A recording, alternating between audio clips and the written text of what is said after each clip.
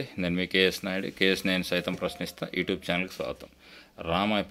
రామాయపట్నానికి మహర్దశ పట్టబోతుంది. ఎందుకంటే దాదాపుగా 6,100 కోట్ల రూపాయలు వ్యయంతో ఒక భారీ రిఫైనరీ ప్లాంట్ అంటే భారత్ పెట్రోలియం వాళ్ళ సంస్థ రామాయపట్నంలో ఒక కొత్త ప్లాంట్ని పెట్టడానికి నిర్ణయించుకున్నారు.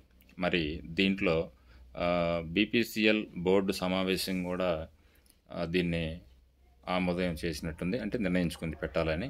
తక్షణమే స్టాక్ ఎక్స్చేంజ్లకు కూడా ఈ సమాచారాన్ని పంపించింది.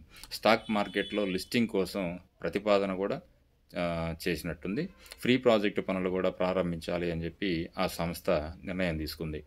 అయితే ఇది బందర్కు తీసుకెళ్లాలనే ఒక ఆకాంక్షతో ఎంపీ బాలశౌరి గారు కూడా ముమ్మర ప్రయత్నాలు చేస్తున్నారు. అంటే రామాయపట్నంలో కాకుండా బందర్లో పెట్టుకుందాం, అంటే వాళ్ళ కాన్స్టిట్యూషన్స్లో పెట్టుకోవాలి అనేటువంటి ఒక ఆలోచన. బీపీసీఎల్ సీఎం స్థాయిలో కూడా దీని మీద చర్చలు జరుగుతున్నాయి. అదేవిధంగా మచిలీపట్నం అనువైనటువంటి ప్రాంతం, అంటే ఎంపీ నేను చెప్పాను కదా బందర్లో పెట్టుకోవాలనే ఆకాంక్షతో బాలశౌరి గారు ఇది మచిలీపట్నంలో పెడితే బాగుంటుంది, దీనికి ఇక్కడ లొకేషన్ కూడా అనుకూలమైనటువంటి ప్రాంతము, అవసరమైనటువంటి ఏదైనా భూములు అవసరమైతే ఆ భూములు కూడా మనం ఆ బీపీసీఎల్కి కేటాయిస్తాము, దానికి బాబు గారు కూడా హామీ ఇచ్చేటటువంటి పరిస్థితి ఉంది.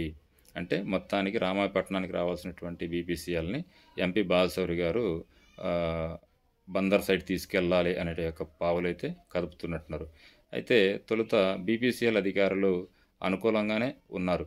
తర్వాత మరి ఏం జరిగింది ఏమో తెలియదు, కానీ మాకు బందర్ కంటే కూడా రామాయపట్నమే బాగుంటుంది అనేటటువంటి నిర్ణయానికి రావడం, ఆ నిర్ణయాన్ని రాష్ట్ర ప్రభుత్వానికి కూడా తెలియజేయడం జరిగింది. దాంతో ఇంకేం చేసేటటువంటి పరిస్థితి లేక రాష్ట్ర ప్రభుత్వం కూడా రామాయపట్నంలో దాదాపుగా 6,100 కోట్ల రూపాయలు విలువైనటువంటి ఈ భారీ రిఫైనరింగ్ ప్లాంట్ బీపీఎల్ భారత్ పెట్రోలియం సంస్థ పెడుతుంది. కాబట్టి రామాయపట్నానికి కొంచెం మహర్దశ పట్టినట్టే ఉంది.